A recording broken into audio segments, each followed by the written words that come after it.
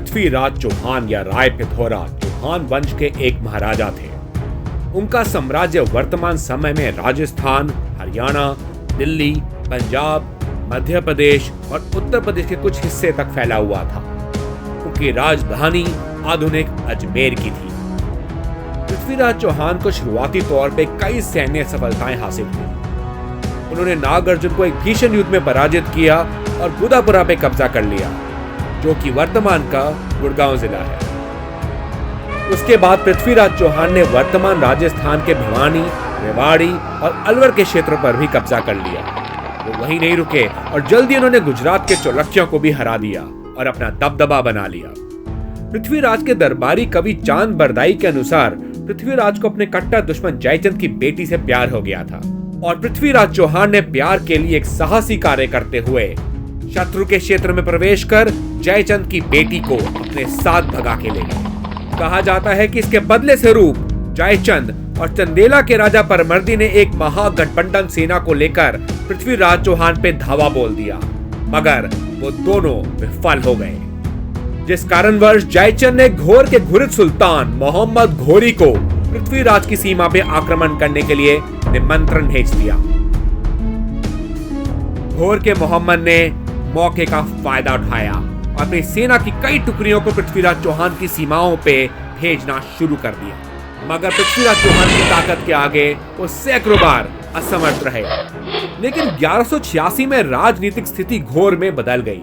मोहम्मद घोरी ने अपने भाई घियात के साथ लाहौर पे कब्जा कर गजनवी शासन को समाप्त कर दिया और 4 साल के भीषण युद्ध के बाद 1190 में मर्व के सुल्तान शाह पर भी जीत हासिल कर ली। इन दोनों राज्यों पर विजय प्राप्ति के बाद इनका ध्यान अब पूरी तरह से सिंधु नदी पार हिंदुस्तान के इलाकों पे आ गया। इसके विपरीत पृथ्वीराज चौहान सिर्फ दुश्मनों से घिरे हुए थे और 1191 में मोहम्मद घोरी खैबर पास के माध्यम से भारतीय उपमहाद्वीप की ओर एक बड़ी सेना का नेतृत्व करते हुए पंजाब पहुंचने में सफल हो गए। मोहम्मद ने वर्तमान पंजाब राज्य में टिंडा के किले पे कब्जा कर लिया, जो पृथ्वीराज चौहान के राज्य की उत्तर पश्चिमी सीमांत थी। पृथ्वीराज चौहान तुरंत दिल्ली में अपने जागीरदार राजा गोविंद ताई के साथ टिंडा के लिए निकल पड़े। दोनों तारेन में मिले और दोनों युद्ध की तैयारी में लग गए। मोहम्मद घोरी के बाएं हिस्से में हल्के बख्तरबंद तीरंदाज घुड़सैनिक तैनात थे और उनके पीछे भारी कवचधार घुड़सवार की एक पंक्ति स्थित थी। उसकी दाईं ओर भी ऐसी ही व्यवस्था थी। केंद्र में सबसे आगे पैदल धनुर्धारियों की एक पंक्ति थी। उनके पीछे लंबे भाले वाले सिपाहियों की एक टुकड़ी थी, जिनके पीछे भारी बख्तरबंद पैदल सैनिक थे। इसके अलावा केंद्र में मोहम्मद घोरी के पास हल्के बख्तरबंद घुड़सवार और तीरंदाज घुड़सैनिकों की एक रिजर्व सेना भी थी। मोहम्मद घोरी ने स्वयं इस टुकड़ी की कमान संभाली हुई थी। दूसरी ओर पृथ्वीराज चौहान के सबसे आगे हाथी तैनात थे। उनके बाद पैदल धनुर्धारियों की एक पंक्ति थी, जिसके पीछे तलवार और हल्के घुड़सवार सेना की एक टुकड़ी स्थित थी। उनके केंद्र में हाथी और भारी घुड़सवार सेना तैनात थी, जिसका कमान वो खुद संभाले हुए थे। उनके दाएं और बाएं फ्लैंक में तेज गति से चलने वाले हल्के बख्तरबंद घुड़सैनिकों की 2 पंक्तियां थी। इसके अलावा पृथ्वीराज चौहान ने युद्ध के मैदान से कुछ दूरी पे धनुर्धारियों घुड़सैनिकों की एक टुकड़ी को तैनात कर रखा था। पृथ्वीराज चौहान ने लड़ाई को आरंभ किया और अपने हाथियों को मोहम्मद घोर की सेना की तरफ बढ़ा दिया। इनको आगे बढ़ता देख घुड़ तीरंदाजों ने हाथियों पर तीर चलाना शुरू कर दिया, लेकिन बख्तरबंद हाथी आगे बढ़ते रहे। इन्हें रोकने के लिए मोहम्मद घोरी ने भाले वाले सैनिकों को आगे कर दिया। ये देख गोविंद ताई के नेतृत्व में पृथ्वीराज चौहान की केंद्र की पैदल सेना ने घुरिद केंद्र की तरफ मार्च करना शुरू कर दिया। उनका मुकाबला करने के लिए घुरिद तलवारबाज भी आगे बढ़ गए। जल्दी हाथी घुरिदों के लिए घातक साबित होने लगे, जिस वजह से घोरी ने अपने तीरंदाज घुड़ सैनिकों का नेतृत्व करते हुए घूमते हुए हाथियों पे हमला बोल दिया।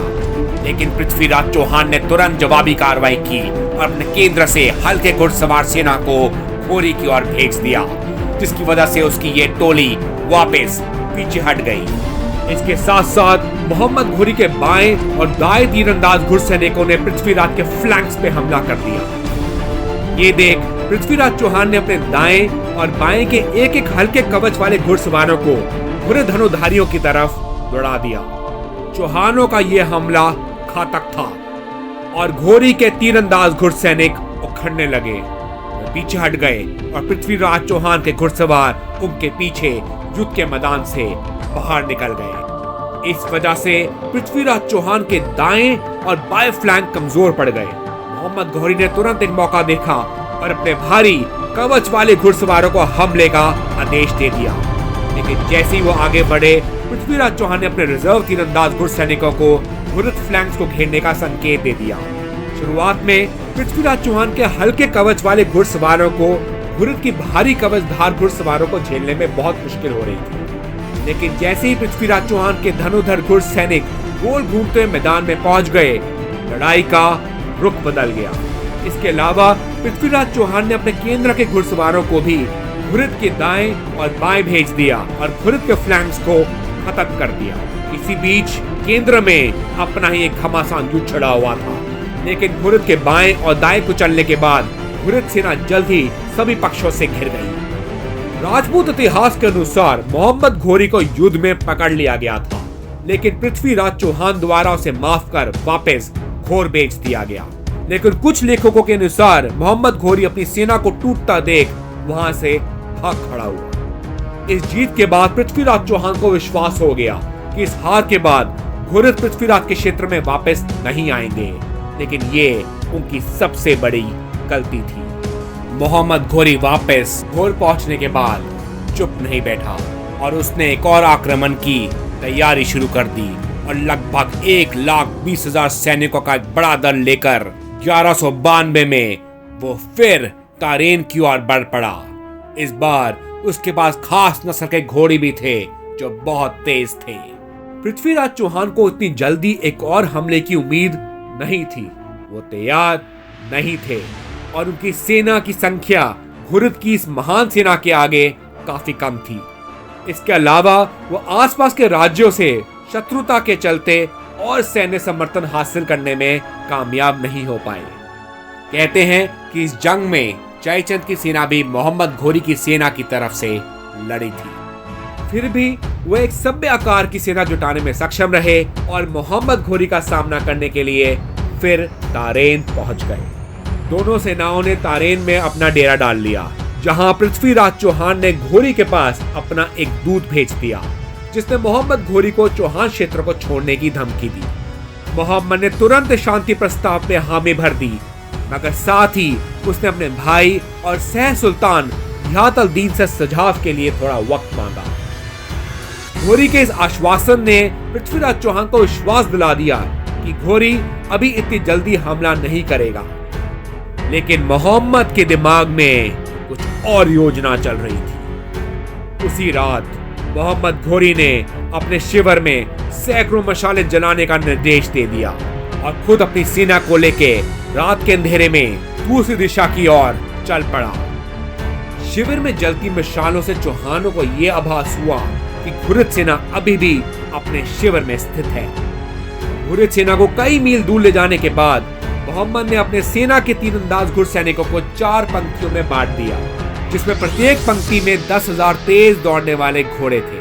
उसने अपनी बाकी की सेना को रिजर्व में रखा और सुबह सुबह घुरिद की सेना ने 4 भागों से चौहानों के शिविर को घेर लिया और हमला कर दिया।